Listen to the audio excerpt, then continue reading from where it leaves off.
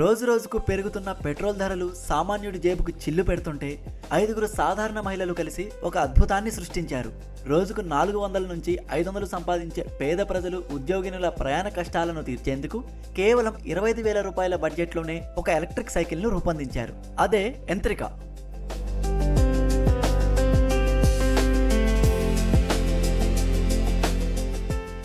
మధ్యప్రదేశ్ ఇందౌర్కు చెందిన సమాన్ సొసైటీ అనే ఎన్జిఓ మద్దతుతో 5గురు మహిళా మెకానిక్లు దీనికి రూపకల్పన చేశారు. పెట్రోల్ భారాన్ని మోయలేని సామాన్యులు, ముఖ్యంగా మహిళలు ఆఫీసులకు, మార్కెట్లకు సులభంగా వెళ్లేలా దీన్ని డిజైన్ చేశారు. ఈ సైకిల్ను ఒక్కసారి ఛార్జ్ చేస్తే కనీసం 25 కిలోమీటర్ల దూరం ప్రయాణిస్తుంది. लेकिन एक संभावित कीमत क्या होगी? संभावित कीमत 25,000 के अंदर कस्टमर को मिल जाए, हमारी कोशिश ये होगी। लेकिन अभी हमको रॉ मटेरियल चूँकि महंगा आया है, हमने तुरंत खरीदा और बल्क में नहीं खरीदा, प्रयोग के तौर पर खरीदा था, तो अभी 32,000 तो मैन्युफैक्चरिंग कास्ट अभी पड़ी हमें। ఈ సైకిల్ డిజైన్ను మెరుగుపరచడం కోసం మహిళా మెకానిక్లు 6 నెలల పాటు కష్టపడి పలు రకాల టెస్టులు నిర్వహించారు.